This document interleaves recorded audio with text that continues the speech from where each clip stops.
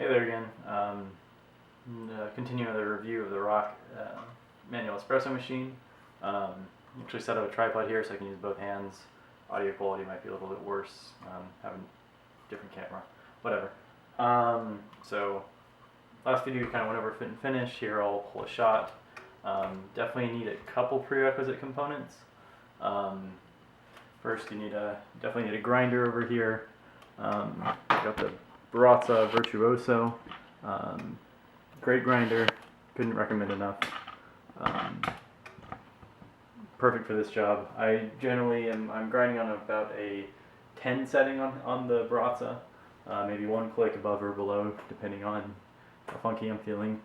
Also have a Bonavita temperature control kettle. You set the temperature. I have it dialed into 207 to allow for some temp loss while the water is in the chamber, while it's heating up some of the metal, that kind of thing. So a few things you'll need on hand for that. You can't just buy this and just expect to have espresso.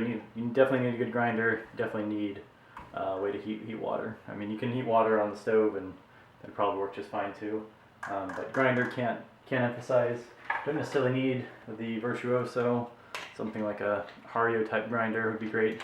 Personally, don't recommend this one. You get the normal skeleton one, but something like that, you just might be grinding for 4 or 5 minutes per shot, so that's kind of a drag. But hey, it's a lot cheaper than an actual grinder. And if you're only using this on the weekends, you can probably do with a little bit of arm exercise.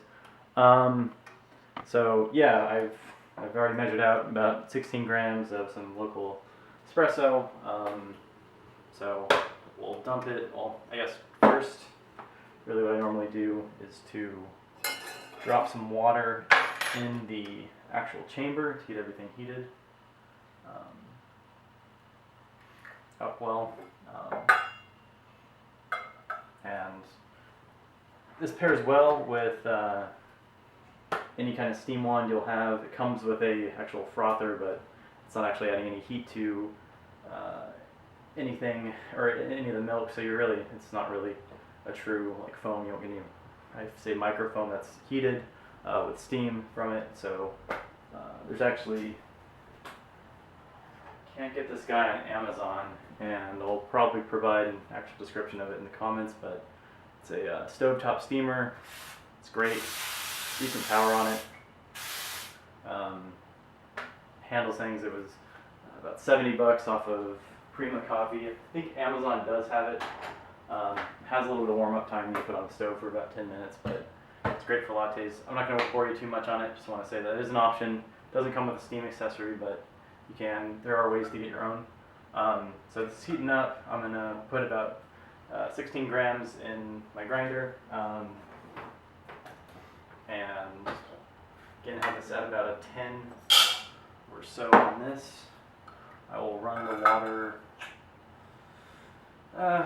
Yeah, we'll run it through right now. So as you can see, really, water only starts to fall through. You can't see that. Whenever you lift the handles. So it's just kind of a dry run with nothing on it, or nothing in the actual portafilter. Unclamp it and discard the water, set it aside. So I'm gonna grind out some actual one take, right? Grind out a Virtuoso. Again, great grinder. Couldn't recommend enough.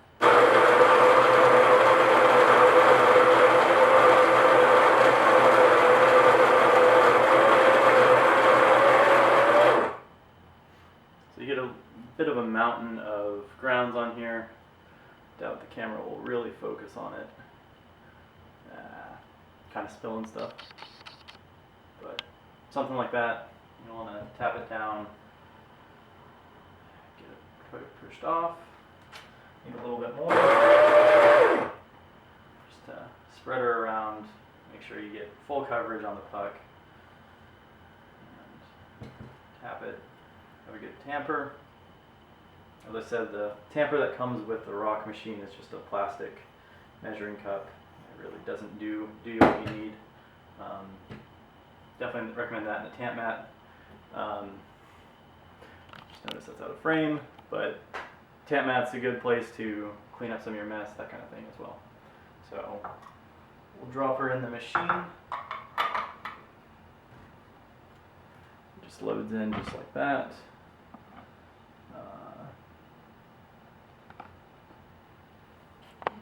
Zoom out. So just have a loaded puck in the machine. Move some water over, and you generally want to, or I guess the instructions say to fill just above the metal line.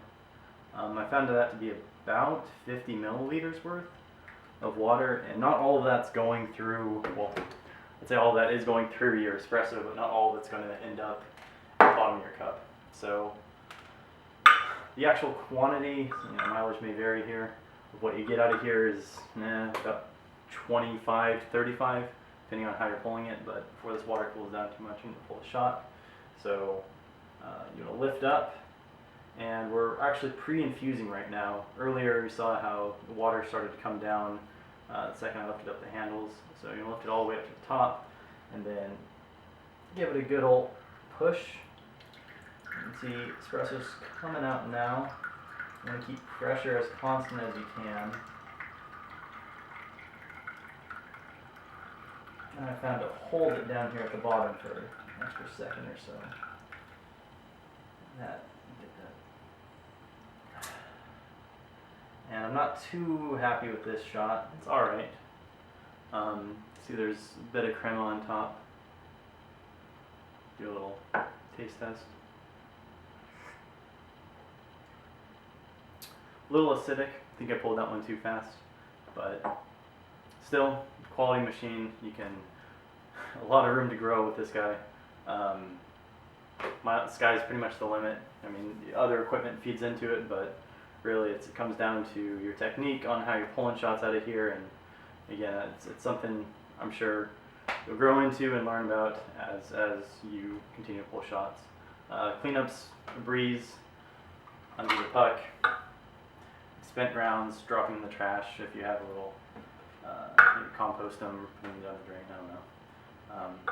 Other than that, good machine, it's a good value, best espresso I've had at the price point, so yeah.